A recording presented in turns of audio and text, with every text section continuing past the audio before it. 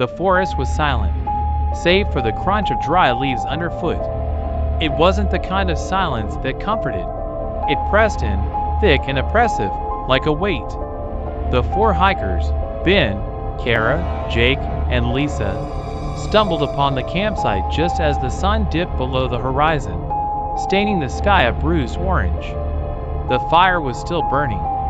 "That's odd," Kara murmured, her voice barely above a whisper. A half-empty tin of beans sat near the flames, the metal blackened and warm to the touch. The tent flaps fluttered, though there was no breeze. "Hello?" Ben called out, his voice straining to sound casual. "Anyone here?" No answer.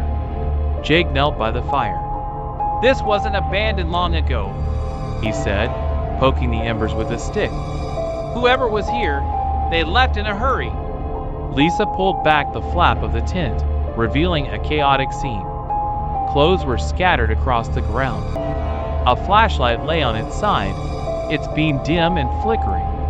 At the center of it all was a journal, its leather cover worn and stained. She opened it to the last page, her breath hitching as her eyes scanned the frantic scrawl. "It's not the wind. It's not the trees. They're watching. They're closer tonight. They're here. I hear them breathing." Lisa's hands trembled as she read the words aloud. A chill slithered up her spine. Ben frowned. "Maybe it's a prank. Someone trying to scare off trespassers." But Kara shook her head, her eyes darting nervously toward the encroaching darkness. "If it's a prank, where are they? Why leave the fire going?" A twig snapped nearby. All four froze, their heads snapping toward the sound.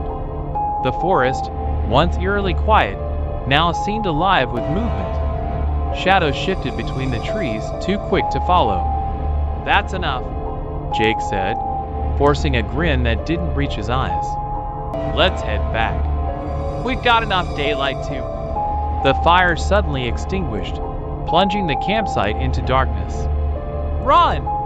Ben shouted, grabbing Kara's hand. They sprinted through the trees, the once familiar trail now a maze of shadows. The air grew colder with every step, their breaths fogging in front of them. Behind them, the forest came alive with whispers. They couldn't make out the words, but the tone was unmistakable, mocking, hungry. Lisa stumbled, falling hard against a gnarled root. Ben doubled back, pulling her to her feet. "Come on!" But she wasn't looking at him. Her wide eyes were fixed on the trees, where something tall and impossibly thin stood. Its face, or what passed for one, was featureless, except for a gaping maw that stretched too far to be human. It moved without sound, gliding closer. "Don't look!" Ben screamed, dragging Lisa forward.